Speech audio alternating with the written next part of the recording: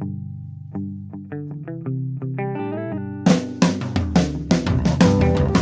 only real God is the one that you believe in. Start looking for the God in others. And if you find you're tuning into a wave, well then I don't know much about being saved. Hello, everybody. Hello, friends. Welcome into another episode of Spiritual Philosophy Chatter with the Joneses. I'm Danny Jones. And I am Samantha Jones. And this is episode 165. 165. What is the topic today? This is ending self-destructive behavior. Yeah, we all have them. Oh, really, yeah. we do. Yeah. Oh, yeah. Yeah. Yes. Or have had them. Oh, yeah. Yeah. Cool. Well, before we do that, anything you want to share from last week? Yes, last week we did Why is Healing So Hard? And I wanted to read, we got a new review on iTunes. Oh, so I cool. wanted to read this. And Bessie's going to chime in. Okay, let me get this up. Every week I look forward to the release of Samantha and Danny's latest podcast. The conversations and topics they bring to the table are real, raw, and can be applied to anyone's life. These are two people who are doing their best to lead a good, spiritually filled life and want nothing more than to share that with the world. Each week, Danny and Samantha answer questions about the universe, the other side, spirituality, death, or even about hardships we face in life. I have found so much comfort and peace listening to their words. The podcast lift me up when I need it most. I have had the honor of having a couple of readings with Samantha, and I can tell you that she has changed my life for the better. Cheers to Samantha and Danny. Keep up the wonderful work. Love and light to you both always. And this one was signed. It wasn't left anonymous, and this one's from Serena. So thank you, Serena. Thank you, Serena. That was very sweet. That was very sweet. We really Very cool. appreciate it. She's a very sweet lady. I love working with her. She's very sweet. We had a cat named Serena. Yes, we did. Yep. I love that name. Yeah. Cool. Yeah. Thank you so much. Yes, thank you so Very much sweet. for that. Yes. We had another one, too, that came in a couple weeks ago, or actually this was like 2 months ago that I forgot to read. It was really short. It just says, love the interactive element to your show. Very unique way of doing the podcast. I love it. And that was from Wendy. Thanks, Wendy. So thank you, Wendy. Yeah, we love those reviews. You know, I see them on iTunes because I get them through chartable.com. They send me an email. But I don't see them if they're like in other places. So if anybody sees reviews from us in other places, let us know. Because the only ones I really know about are like iTunes and Facebook. So I don't get up like anything about anything else. Would you have to go to that Well, I'm not really particular sure. Like platform and search that? well, that's what I was thinking. Like for this is Apple Podcasts. So if you okay. use an iPhone, that's Right. what you're using. And we have iPhones. We don't have Right. Androids. So, Yeah. which is Google. So, like Google, there's probably reviews there that we don't know about. And we have discussed in the future being able to do like phone calls. Yeah. Yeah. So that's something we're talking about stepping up. Yeah, with. for sure. For sure. Okay, let's move on. We answer 2 questions every week. These are both really good questions this week. All right. This one is from Amanda. She said, do you ever wonder how animals in the wild are able to heal and not be completely traumatized when something bad happens? I mean, when you think about it, they probably see and witness many traumatizing things out there, like babies being taken and eaten, moms being killed, the circle of life, hardships of surviving the wild, yet they don't seem to be affected like it affects us humans, or does it? I mean, I'm sure they mourn, but they seem to be able to handle it and move forward, whereas as humans, it affects us completely different. Thoughts? That's a good question. I mean, I can't talk to them, Yeah. to say, how do you feel about that? I'm sure that they're affected, A couple of the things that I have noticed, because this is something that I've tried to figure out myself over the years, is that animals, for the most part, live in the present. They don't live in the past or in the future. However, if they have a traumatic experience, that does imprint on them. They don't have the kind of memories that we do, which helps a lot. Right. Their brains are much, much smaller than ours. A lot of these animals have things that, that they don't have that we have, so in their brains, I mean. So they process things very differently, but they do live in the present moment and they forget very easily. They don't forget the feeling. So like, let's say that a dog was abused or something, like physically abused.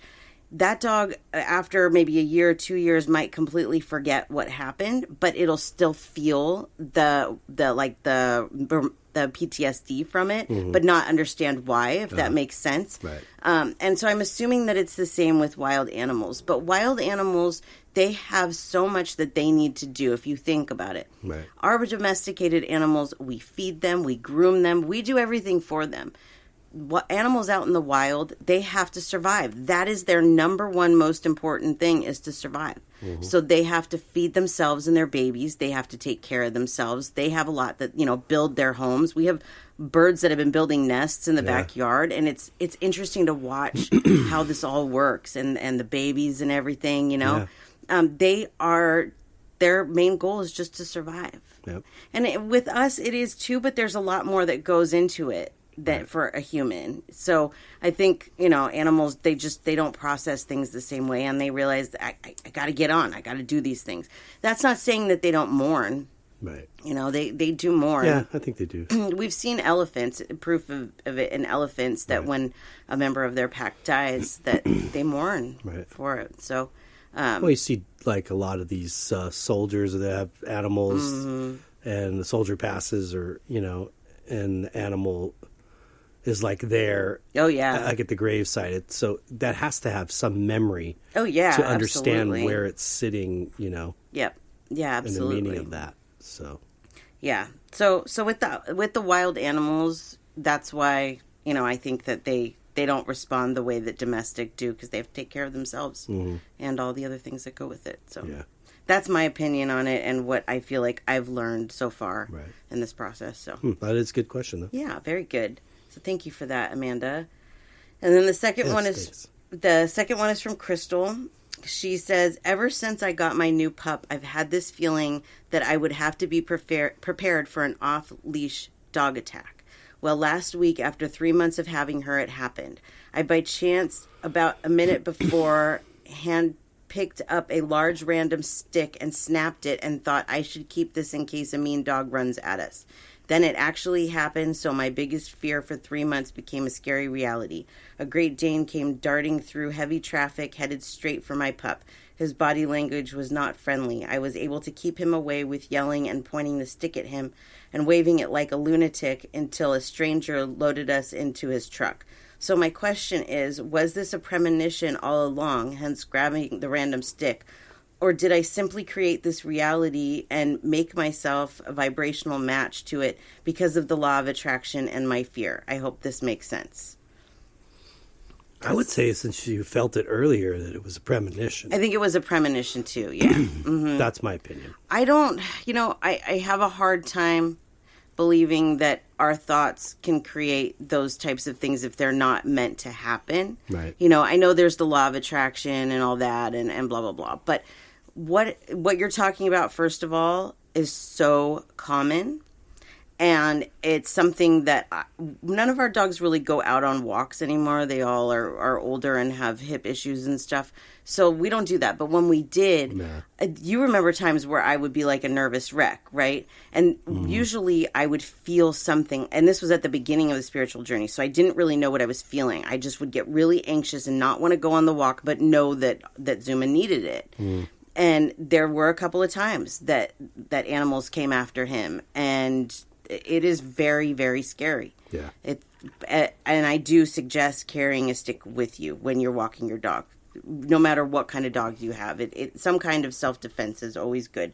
Yeah. But I think that especially that day, I think you had a little tap on your shoulder to pick up that stick and do that.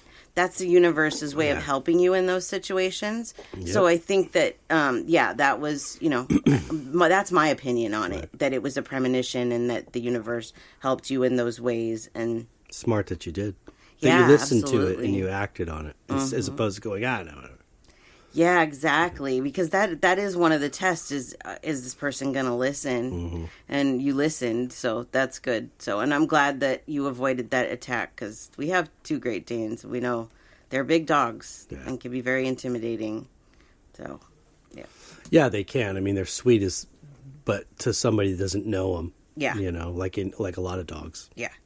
Yeah, exactly. So I hope that kind of answered your question. I mean, I guess that, you know, it is possible in certain things to maybe attract things to yourself like that. I don't know. I tend to think the universe doesn't want to do those things, you know? Yeah. No. I don't know how to explain it. Like, I know the law of attraction is real, especially for the positive side. And, you know, on the negative side, if you're down and feeling down, then yeah, everything's going to be down. But I don't know if you would bring something like that upon yourself, you know? That's just my opinion. Right. So. I would like to believe it's more of a premonition, or you were forewarning yourself, or Right. somebody on the other side, or the universe in general, whatever. Yeah, something like that. It was going on before the actual incident, so. Yeah. Yep, I agree. Cool. Okay, and then we do a reading every week. So this is for Carrie, and I'm sorry if I pronounce the dog's name wrong. Freya, I believe, is the dog's name. This is Freya. Is she a reincarnation of a dog we had before? She's cute. Okay. She would be one of Zuma's friends because Oh, yeah. he likes little white dogs. Yep. Okay, let me talk to her. She has quite the personality. When I first connect to her, what she does is like jump down. Like in this picture, she's sitting, but she goes to lay down when I see her. But she doesn't just lay down; she plops down. I don't know how better to describe it. I wish I could like project what I see onto the wall or something.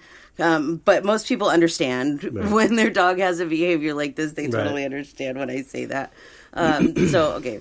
Yeah, she's very excited to talk to us. She herself does not know the answer to this question. I will have to dig deeper for that.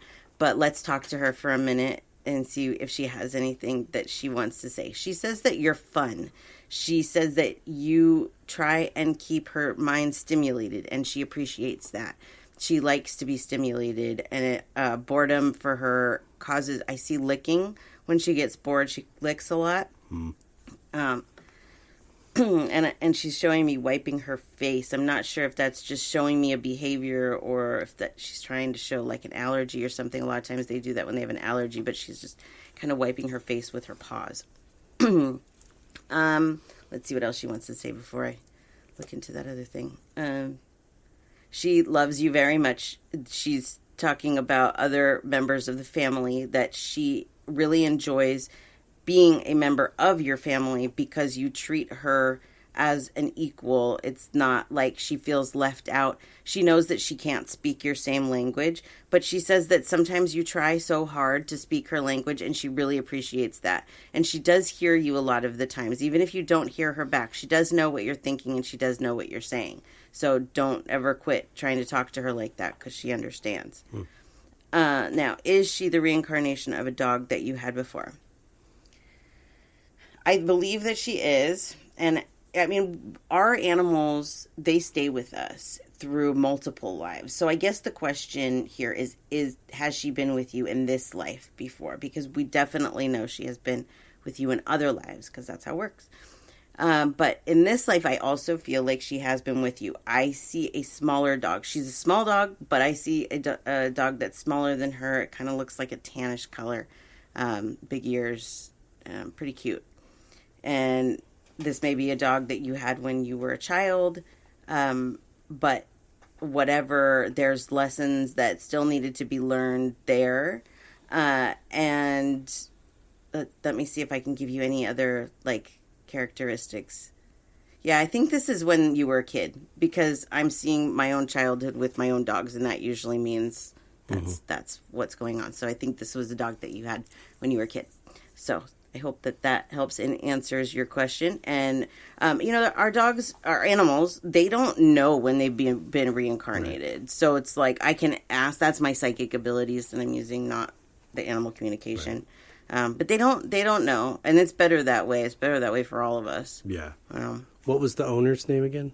This was for Carrie. Carrie. Yep. I wonder if there's something that Freya does that Carrie, maybe you've recognized, because I'm just curious why you're posing the question. Sure, yeah. Is there something familiar from this childhood dog possibly. Yeah. That is there with Freya.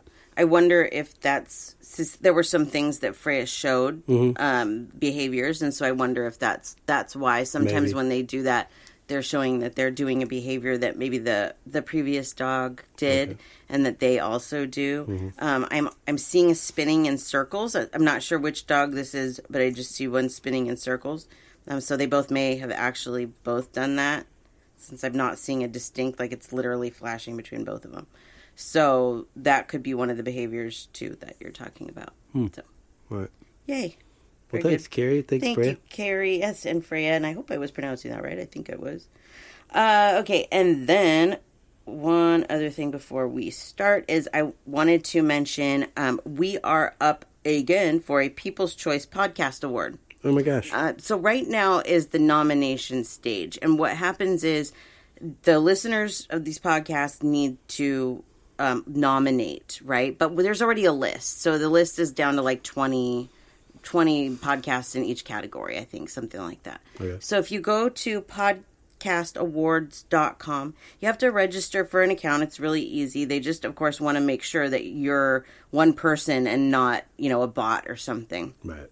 So once you do that and you sign in, you'll see podcasts from all the different genres. And, if you listen to other podcasts, like I know a lot of people are into true crime, you can vote for your favorite true crime podcast there too. So you just go in and then look for religion and spirituality and go to us, Spiritual Philosophy Chatter with the Joneses, and click that. And then what happens there is, I think it's the end of July, they narrow it down based on the amount of nominations that each podcast got. So, Cool.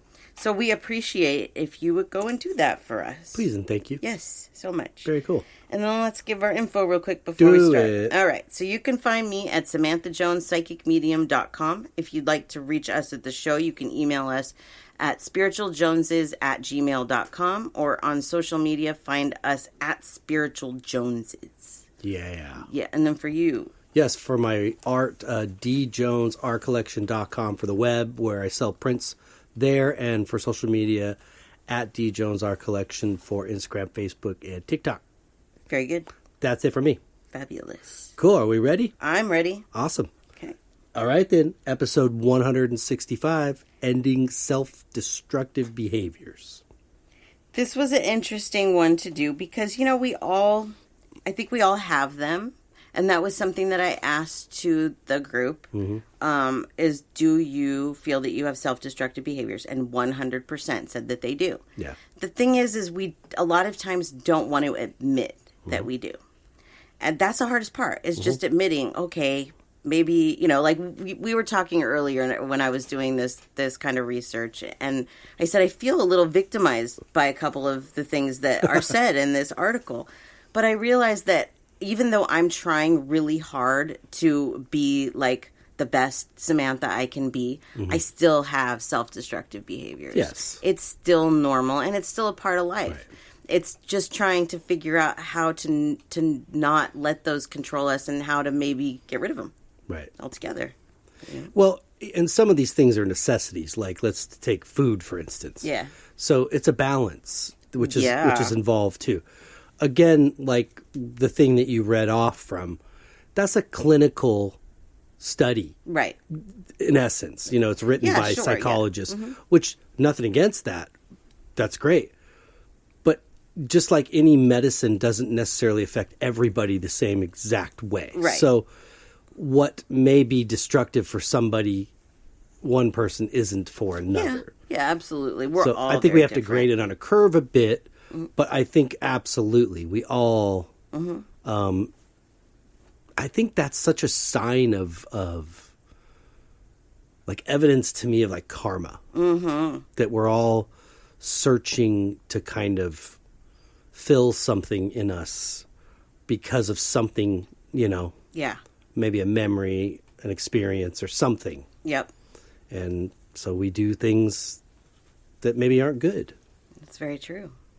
Well, let's give a basic definition of what self-destructive behaviors are. Yeah. Self-destructive behaviors are when you do something emotional or physical that is harmful or potentially harmful to yourself. In some cases, a person may be unaware they are performing a self-destructive behavior or activity. I absolutely see it. I see it all the time in my work where people will come to me, they need advice, they want something changed in their life, but they are the ones that are stopping it from happening. And they don't even recognize that, you know, they want to blame the outside world. Yeah. Yeah. People that partake in self-destructive behaviors display signs and symptoms in their lives. Self-destructive behavior signs include depression, avoiding responsibility, avoiding social interactions, being really emotionally sensitive, addictions, things like that. There's a lot of different symptoms of the self-destructive behaviors. Yeah. I asked our listeners, what are some examples of self-destructive behaviors that you feel affect your life? And the number one thing that they said is being self-critical or too hard on yourself. Yeah. Other ones they said are changing yourself to please others, always saying yes even when you want to say no, wallowing in self-pity, passive aggressiveness, self-harm like cutting, over-medicating or consuming excessive amounts of alcohol or drugs, binge eating, impulsive behaviors, and aggression towards others. There are some others that I found online as well. Lack of hygiene, eating disorders, being late to work or other important events, risky sexual behavior, uncontrolled compulsions like shopping and gambling, and isolating yourself. Yeah. So these are A couple other ones if I'll add to that. Yeah. Gambling. Yeah, didn't I say that? Shopping and gambling Sorry, I didn't say uncontrolled compulsions, And then general pessimism. Oh, yeah, absolutely. Yeah, that is very self-destructive. Yeah. Living in that constant state of, you know, the world's against me and everything's going the wrong way. And It's a double-edged sword because I think for those of us that have spent time there or do spend time there, it feels like a protection of armor. Right. On one side. Mm-hmm. You know, you're protecting yourself and your feelings and your vulnerability. Yeah. But the flip side is you're trapped in it. Right. Because it's in you.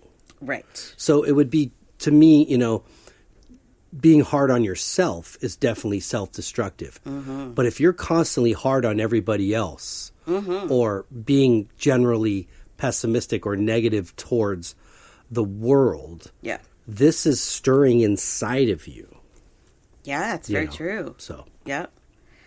Well, why do we do this? Good question. Isn't that a good question? Yeah. Like, I often wonder, and I've said this to you many times, what it would be like to raise a child away from all of society and not have them exposed to a lot of the things that we're exposed to. Because honestly, I really feel, and from the research that I did, that so much of the reason why we do these things stems right back to our childhoods.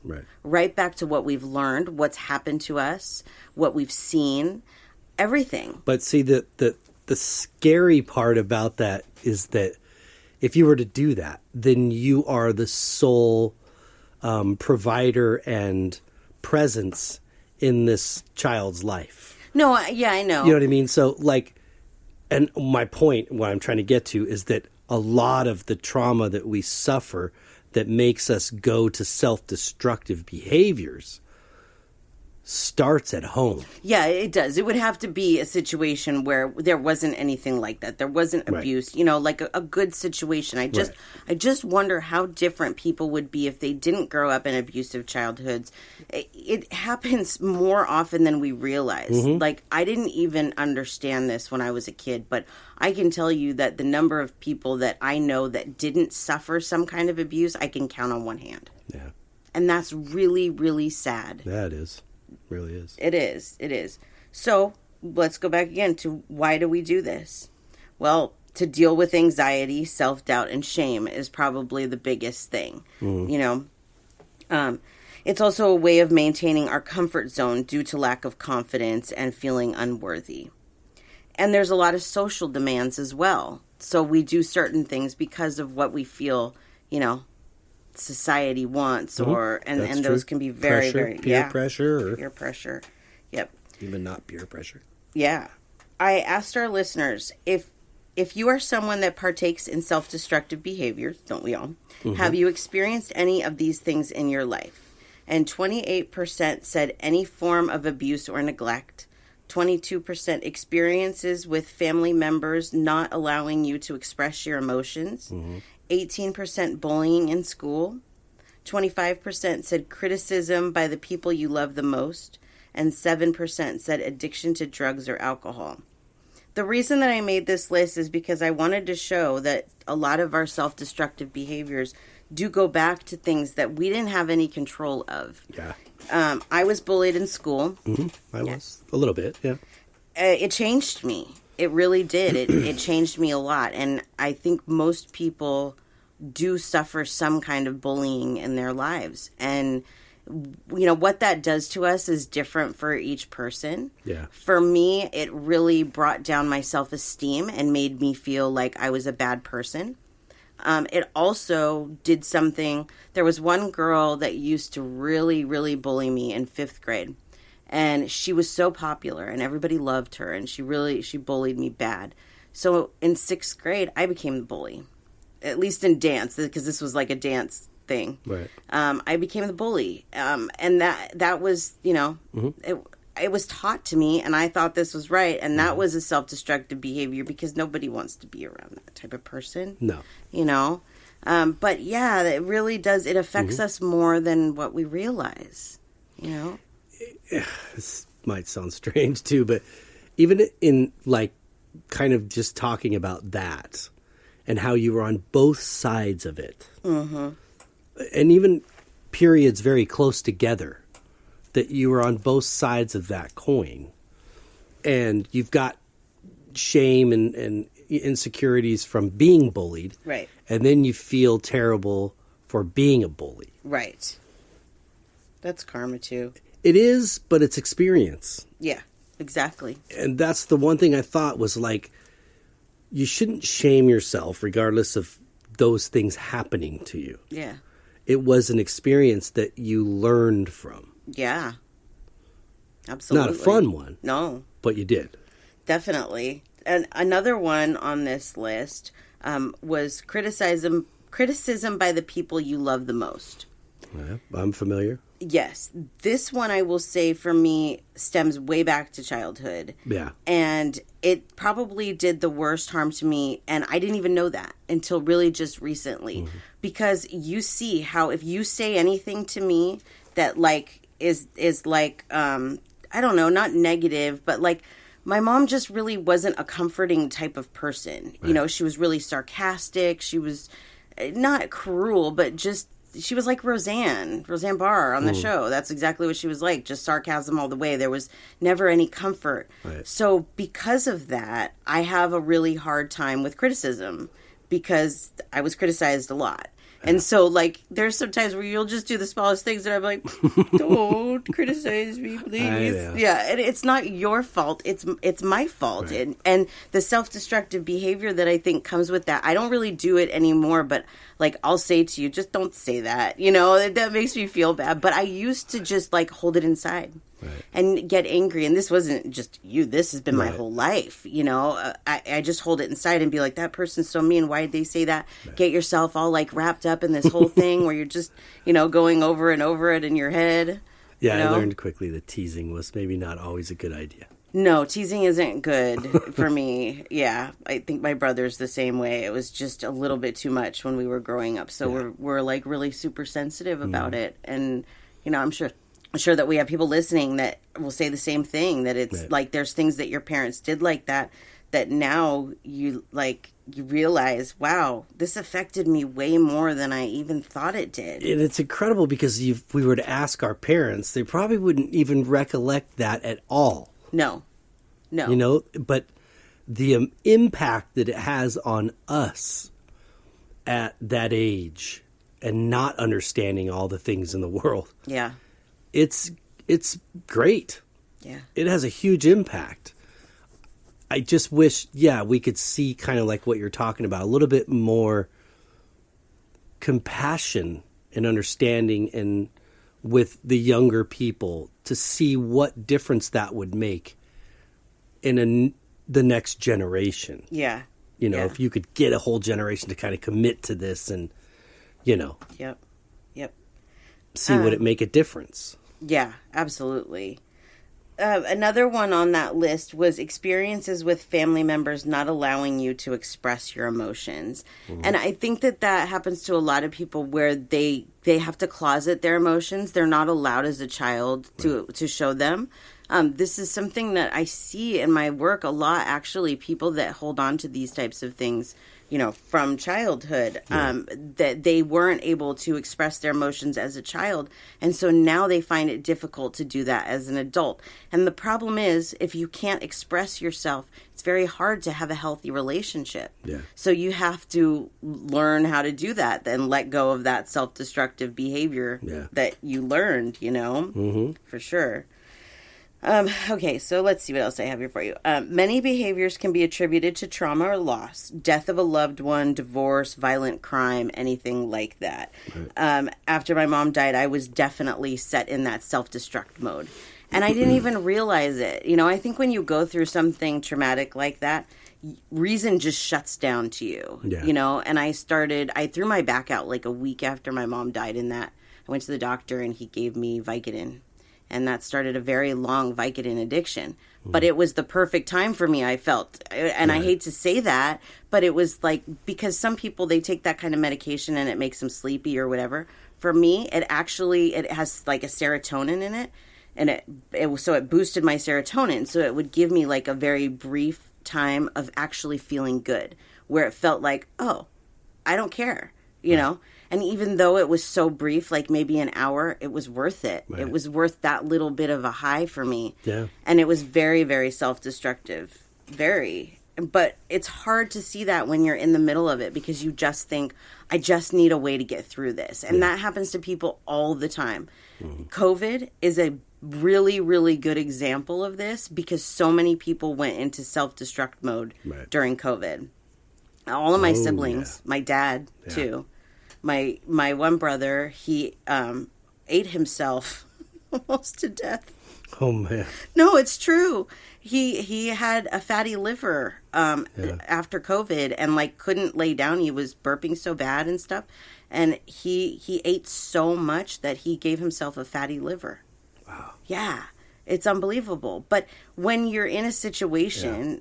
like that. I mean, that's another thing that causes self-destructive behaviors, is just things in your everyday life like that you don't know how to deal with. None of us knew how to deal with COVID. Yeah.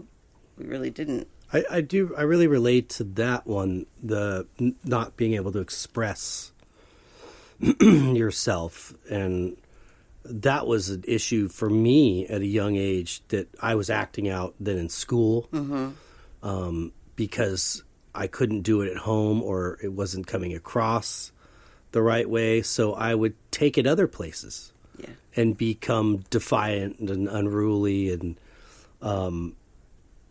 often just to see like how far I could push it. Sure.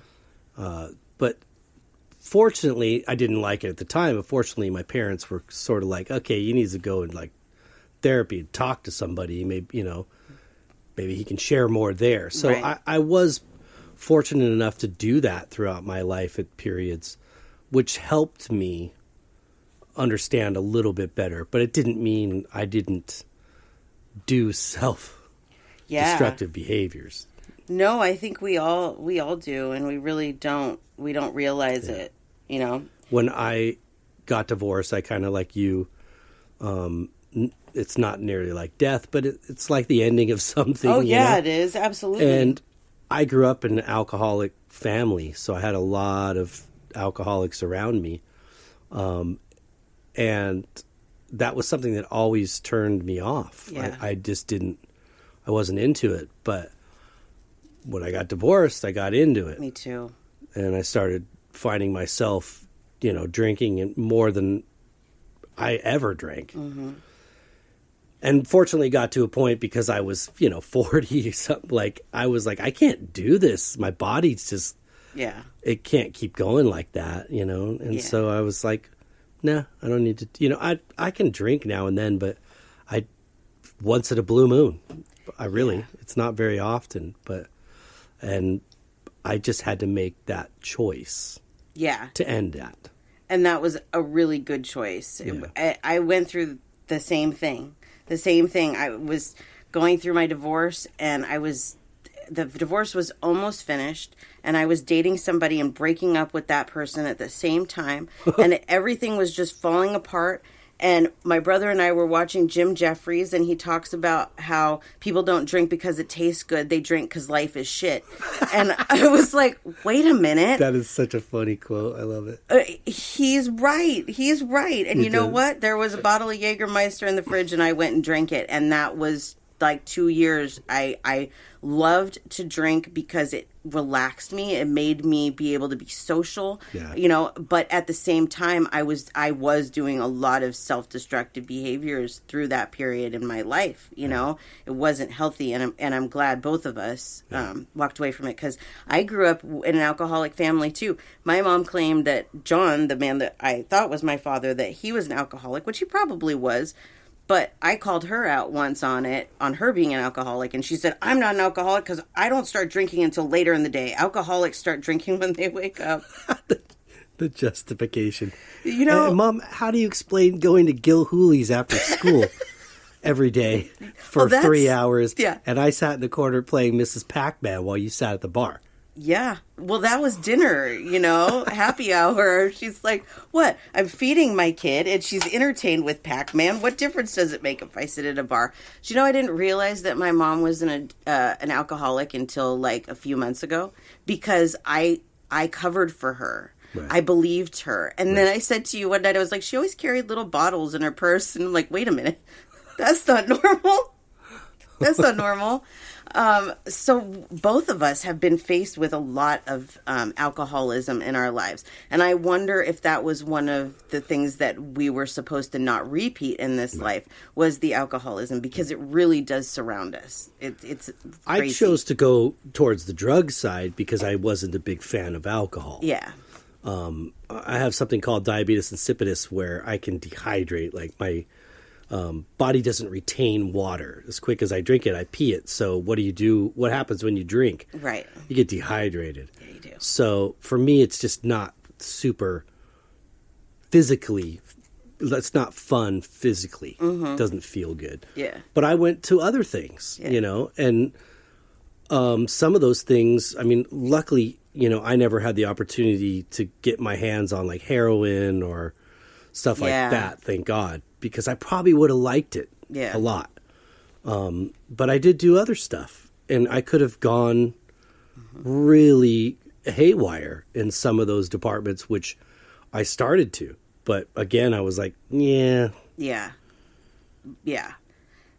My mom was the queen of self-destructive behaviors, and I said to myself when I was like 17, 18 years old, I don't ever want to repeat any of the things that she did. Right. She died because of basically a drug addiction and an addiction to money. Yeah. It was really sad to watch her go downhill.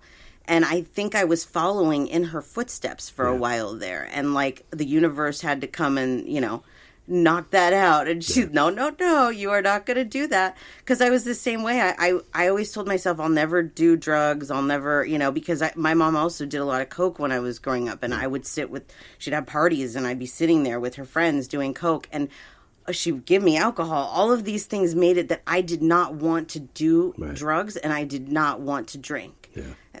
I didn't want anything to do with it. So I've never done coke or any of like that type of stuff, because what I saw was such an aversion to it, you know?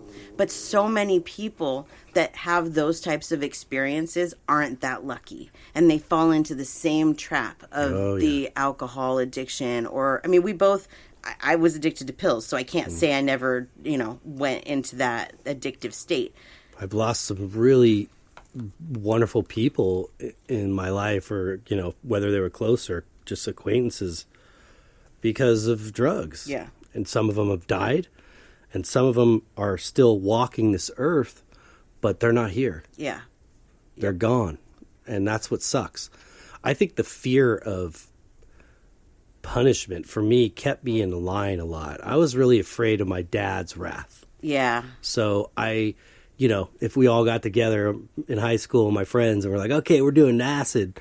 All right. And this dude over in the corner is like, I dropped 3 hits. And I'm like, no.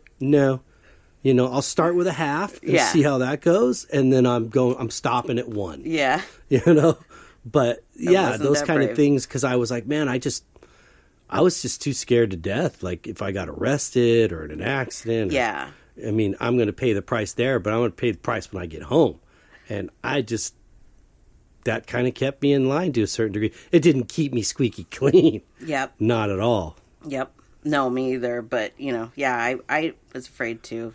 Part of that wrath that I feared was part of what made me do what I did. Right, exactly. And I don't think parents understand that. No. Parents just don't understand. Yeah, they really don't. No, they don't. On that list that I was talking about with our listeners about self-destructive behaviors, the number one thing that they said was being self-critical or too hard on yourself.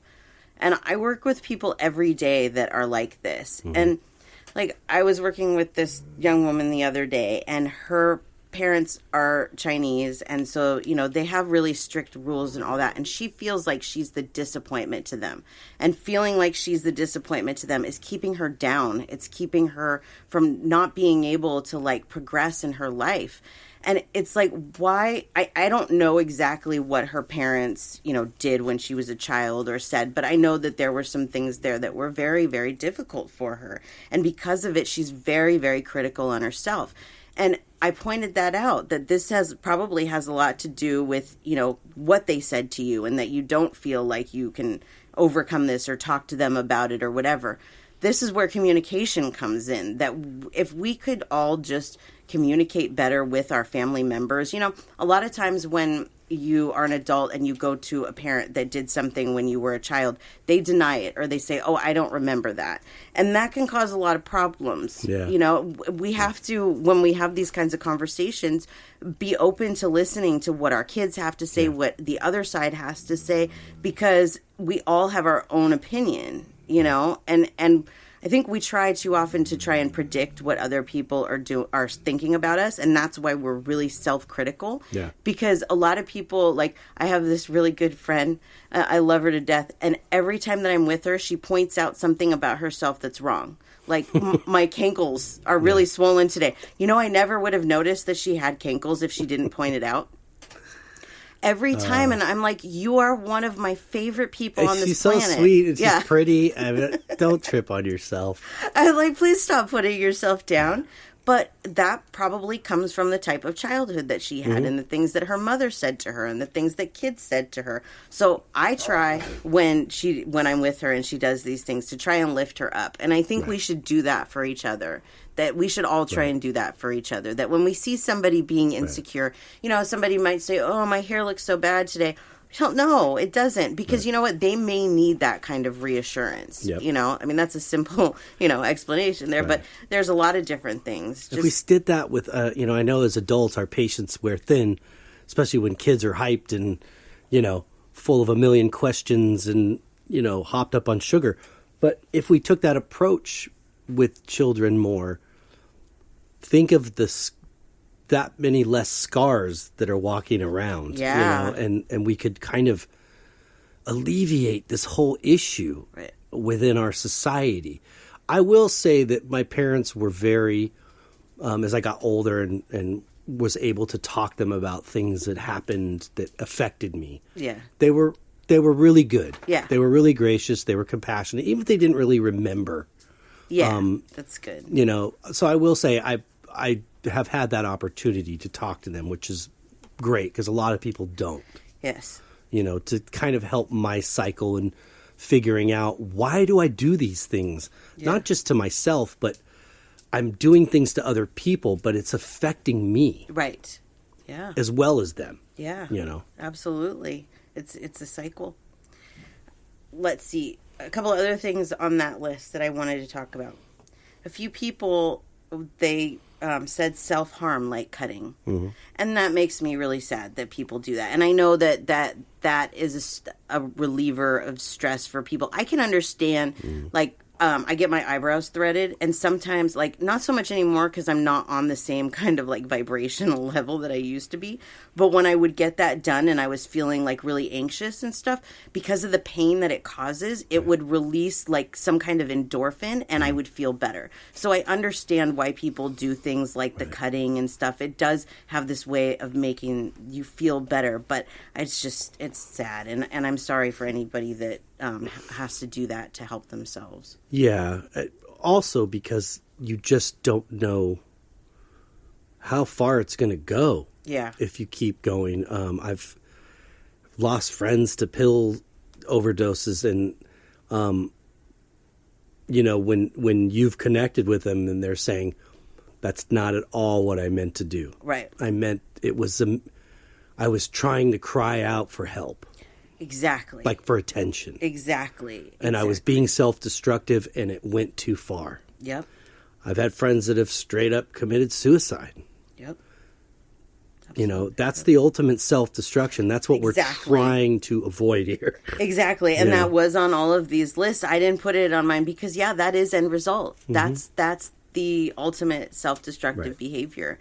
And unfortunately, it does go that way sometimes, and that makes me really sad, especially when it's really young people that think that, life isn't going to get better. And the thing about life is that it always gets better, and then it gets worse, and then it gets better, and then it gets worse. For all of us, there's nobody that can avoid that cycle. Maybe some people have shorter cycles of bad times or whatever, but we all have them. Yep. They can't be avoided, but it's part of the experience. Yeah, it is, for sure. Let's see what else. There were a couple other things I want to talk about on here. Passive aggressiveness.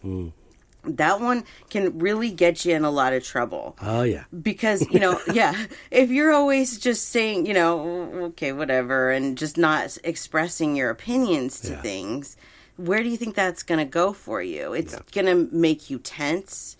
It's the ultimate not communicating. Right. Yeah. Yeah, and I think your relationships can't be deep either. No, probably not. It makes it hard. Yeah.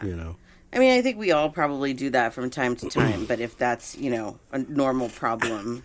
Well, again, I think we're talking about how do each one of these things apply to each one of us personally. Yeah, exactly. And you have to take a look at yourself in the mirror and determine which ones, you need to address. Some things you might need to do in moderation. Some things you might need to get rid of completely, Yeah. Yep. We all have that. Yep. Changing yourself to please others. I think a lot of people do that. That is one thing that I stopped doing a long time ago. I realized, why? This is my life. Yeah. I love the person that I've become. I really do. I've become what I wanted to become. I'm the hippie, earth-loving, psychic. I love it. I absolutely love it. But there are some people that... I love it too. And thank you. There are some people that absolutely hate it. That absolutely think that... But who cares? Right. Who cares about them? But you know what? I did 10, 20, 30 years ago. I cared what they thought. Yeah. And I probably did try and change myself to be like them. And I realize now that anybody that I can't be myself with doesn't need to be in my life. Right. I think a lot of times, like I see this in relationships, when I do relationships readings a lot, people that are in a relationship and they feel the need to change themselves to stay in the relationship. And of course, okay, there are small things. Like, when we first got together, you were a smoker. I didn't try and change that in you, but, I accepted the fact that you were already doing that, but I really wished that you would, but things like that, it's like, that this person is already doing this. Right. So you can't, put them down for it and all that, because you came into the relationship knowing that they were like this or that they did this. Right. They have to change, or you have to change because you want to, not because somebody's telling you to. Yeah, I never really felt grilled by you to quit. No. You didn't make me feel that way. I always was self-conscious of it anyways, just smelling like it, and if I smoked, I'd wash my hands and my face. And it just seemed like, God, it's a lot of work. Yeah. To So finally I was like, I haven't given up nicotine. Yeah, no, but I gave the up the cigarettes. Yeah, that was a really big thing. Yeah. I think too, for a lot of women, especially. I mean, men probably do this too, but for women, a lot of us want to be the figure that have the figure that other people want us. We think they want us to have. Mm-hmm. We think that we're supposed to be skinny and all of that. Huge problem It's in a society. Huge problem. This is the first time in my life, really, where I just feel like whatever, like I fluctuate, and whatever happens, it doesn't matter because you love me the way that I am. Absolutely. And if other people are judging me for my weight, I really don't care anymore. Right. I really don't. I'm a little bit heavier than I was this time last year. It is what it is. When I think about losing weight, I want to do it for my health, not because of what society thinks. Right. It's okay to be who you are. And if people don't like you for that, what difference does it make? Those people shouldn't be in your life. And I know, like, I say that to people and they're like, but this is my mother, this is my father. Well, those people especially, those people should love you just the way you are, no matter whether you're, thin, fat, gay, straight, whatever you are. And there's so many different things that, I could go into there, but they should love you for who you are. Yeah. And if they don't, that's their problem, not yours. Absolutely. Yeah. We have to try and love ourselves. I shared this thing on Facebook today about putting like on a mirror, like I love you to yourself, and that might be uncomfortable to do that, but you can't really love somebody else until you truly love yourself. Right. And when you truly love yourself, you realize that it doesn't matter what anybody else thinks because this is who you are. And there will always be people that will love who you are. And even if it's not the people you want to love you, that's okay because those people shouldn't. Right. And again, if you're, outwardly negative to the majority of the world, that's most likely what you'll get back too. Yeah. But you're creating this behavior within you. You said something earlier about, and the older I get, most experiences that I see people go through, I go, whoa, I've been on both sides of that now. Yeah. And I start to understand that this really is about experience and what are we going to do with it? Fortunately, we do these self-destructive behaviors as a result of some of these experiences. Yeah. But we can control things. We can make a difference in our own lives. And there was a point in the past where, you'd see pictures or somebody or hear about somebody and you might think to yourself, oh, look at so-and-so. They're so happy, man. Living such a good life. Yeah. Well, I'm thinking that it's cool to be negative and rip on somebody. Right. When the truth is, that's what I want. Exactly. Okay? Yep. And now I'm on that side of it. I'm not saying life is perfect and I don't ever have sadness or ups and downs. No. But compared to then, yeah, I am on the other side. I've now experienced both sides of it. So I'm fully aware that there's people out there that see me or know my life and my story or yours and feel the same way. Yeah.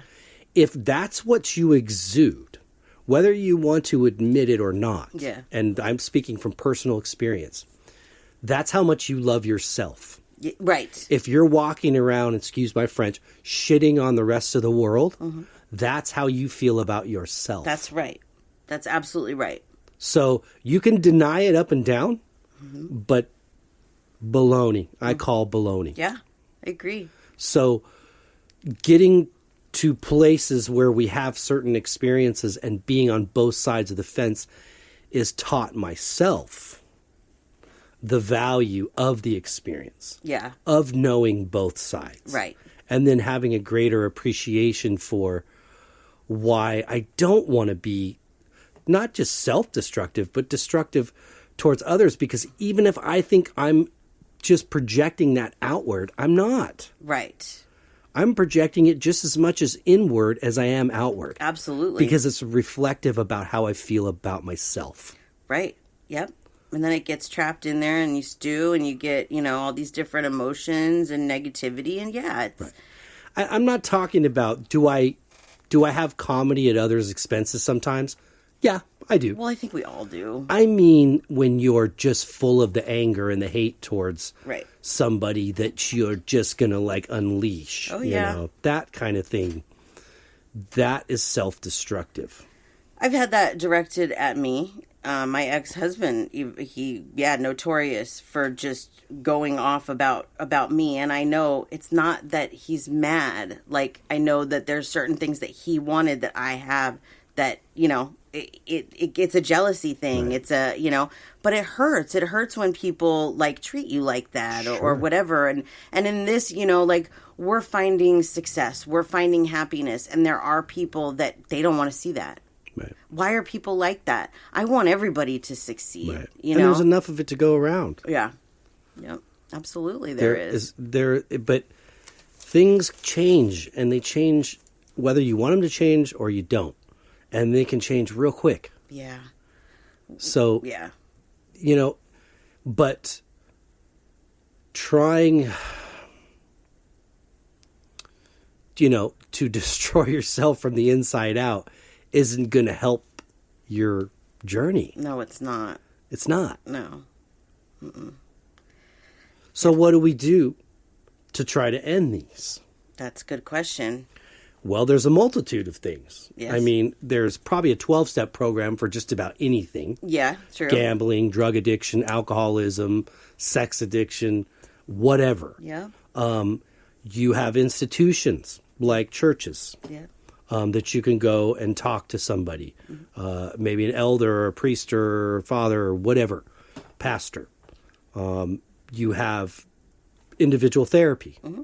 There are self-help groups that aren't necessarily 12-step, like codependency type groups and things like that, where you realize you might be helping someone kill themselves, but it's self-destructing yourself too, you know? So there are tons. I think the main thing, which they all sort of are similar in the way, is it's communicating. It is, yeah. You have to be willing to want to talk about it. Mm-hmm. And that is really going to help your healing process. But you got to be willing to want to talk about why it is that I'm full and I keep eating. Right. I'm drunk and I keep drinking. You're right. Yep. I'm broke and I keep gambling. Right. I'm miserable, but I keep staying in this job or this relationship or whatever it is. Yes. Yeah. You have to be honest with yourself. We all do, about what the behaviors are. That a lot of this has to do with your own brain and training your own brain to recognize the things that maybe you're not doing right. We all want to think that we're perfect, but none of us are perfect at all. And so if we can do some self-reflection and see, okay, what is a self-destructive behavior that I have? And I was thinking about this earlier, and I said, food. Food is very self-destructive for me because I know what I'm supposed to be doing. I know I'm not supposed to be eating certain things, but I love food. Food is fabulous. I just had dental surgery, and I haven't had, like, I can't eat a lot. Yeah. And it's very sad, and I'd like some food. Okay? So maybe that's why I thought about this one. But I know that my relationship with food is very unhealthy, and it is self-destructive, and I could do healthier things. And you know what? Like, some days I go to McDonald's to get us iced tea, and in the morning I'll go, do I need a coffee? Nah, I don't need a coffee. And then I go, yeah, I do. I need a coffee. Yeah. Self-destructive, because you know what happens? My stomach starts churning. I get really, like, jittery a lot of the times. That's why I've never been a coffee guy. Yeah. I feel like I'm all... Yeah. Through this dental surgery, it's been a lifesaver because I haven't been able to eat. But for the most part, I really shouldn't do it. And I know that. I know it's not good for me. It's a lot of extra calories. It's a lot of sugar. And so I know. But I do it anyway. Why? I don't know. My mom's told me that I need to be careful with the sugar or I'm going to be diabetic. And so far, I'm not even close to being pre-diabetic, and I gave up soda and all that. But, you know, I know that it's still a possibility, and so... Well, you drank soda relentlessly. I did, yeah. Like, from the time you woke up, and you would crack one as you laid down in bed. Yes, I would have been a soda-aholic if you asked my mother. In the middle of the night, you would drink soda, and that's... Yes. Yeah, that's... Hence why I've had dental surgery twice in 2 years. Right. Yeah, that's a whole other self-destruct. And you know what? When we're younger, we don't even realize that we're doing it. Like, I don't know how many people think like this, but for me, when I was going through that, when I was a kid and like drinking all the soda and being like, I'll deal with it later. Well, now I'm dealing with it, and I'm pissed at my younger self. Yeah. And I really wish I wouldn't have done that. So now when I'm faced with something like that, instead of the self-destructive behavior of I'll put it off until later, Right. this tooth did not need to come out right now, but I knew eventually it would need to come out. And so I took it out. I'm ahead of things instead of waiting until it's too late. Right. And I think that's a part of the self-destructive behavior is when we just procrastinate and wait and know that we're supposed to do something for ourselves and we don't. And we have to look at those things and say, why am I doing this? Yeah. You know, what kind of life do I want to have? Yeah. You know, I realize what I've done to my teeth now, and that I'm going to have to deal with it for years to come. And I just have to deal with it. Right. You know, I can't pretend it's not there, or that would be more self-destruction. Yep. You know, so anyways, there we go. You know, the one thing about this, too, that I realized is if you're a parent and you're listening to this, it's important, not just for you, but because of what we pass on karmically to our kids. Oh, yeah. Because of our own trauma and the way that we've dealt with it by these self-destructive behaviors. Yeah. There's certain things in my life that I promised myself I wasn't going to have, my child wasn't going to experience. Yeah. That I did. And some of those things, you know, I've kept my word. Right. And that feels good. Because now, is my child trauma-free? No. We all have things that happen to us. Mm-hmm. That's part of the experience. Mm-hmm. It's trying to show them, how do we deal with this? Right. You know, and being involved and talking. Right. Not pushing, but talking like, when you're ready, let's talk. Right. And I'll usually find that as much as I want to know right then and there, if I just plant the seed and walk away, she'll approach us later. Right, totally. Fine, and talk, you know. So yeah. It's just really important, because this is how the world and our race will change. We've got to start with young people. Yes. Yeah. Some of us are too far gone, you know, in this life to try to end every self-destructive behavior we have or had. And but if we start this process young, and, you know, talk about these things, even in school, Absolutely. like what it's like to lose and, you know, feel inferior and these kind of things. And what do we do with those feelings? Mm-hmm. What are some of the things Mary, Johnny, that you see going on with your family? Right. You know, I mean, there'd probably be a lot of questions at that point, but, you know, I just feel like it's communication. It is. It's learning how to talk about the things that we're holding inside that are making us do these things.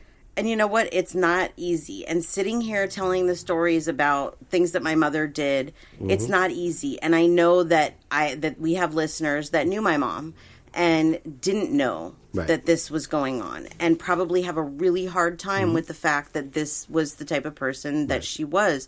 But we all have had these kinds of experiences, and I'm not sitting here talking about my mom to be negative towards her. I love her more than anything. Yeah. But what I went through can help others, and that's why I do it. So I share my stories, and you share your stories about what we've been through to help others, not to put down our parents or anything like that, but to say, hey, look, we've been there, and this is how we've dealt with it, and this is how we are dealing with it, and maybe we can help some people with that, you know?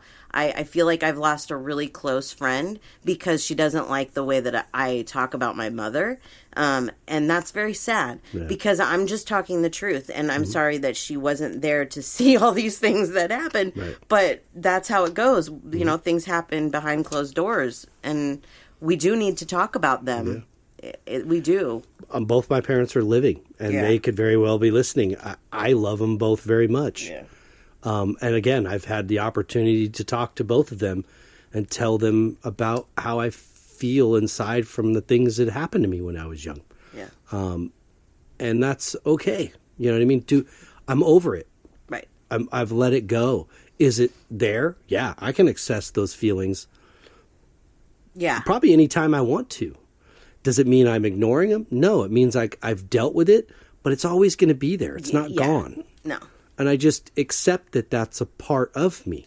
Yep. And, but I love them both. Yep. It's not out of disrespect. It's out of, I want to change the cycle. Me too. And I have to start with my own child first, or our child first. But we are doing this to try to get other people, encourage them Yes. to talk about their situation. Yeah, communication. It is really the best thing. Yep. It really is. Yep. More than any food or drug or anything we're doing to our bodies. You know? That is it. Yep. So if you can learn to somehow do that or find somebody that you can trust Yep. to talk to and share with for as long as you need to do it, Yeah. do that. You will be impressed by the difference that you will feel. Is it scary? Yeah. Sure. But you're not going to die from it. No. The things that made you do what you're doing were probably a lot more scary than having to tell somebody about it. And afterwards, you'll feel much better, too. Mm-hmm. You know, you really will. It's like once you start making these changes, as hard as they are to deal with, you look back and you go, wow, I'm proud of myself for making these changes and not repeating this cycle and, you know, being negative and whatever, you know, the situation is. Yeah. For sure. Yep. Totally. Well, we gave you an extra 10 minutes today, friends. Yeah. We could talk Sponsors about are going to kill us. No. Sponsors. Kidding.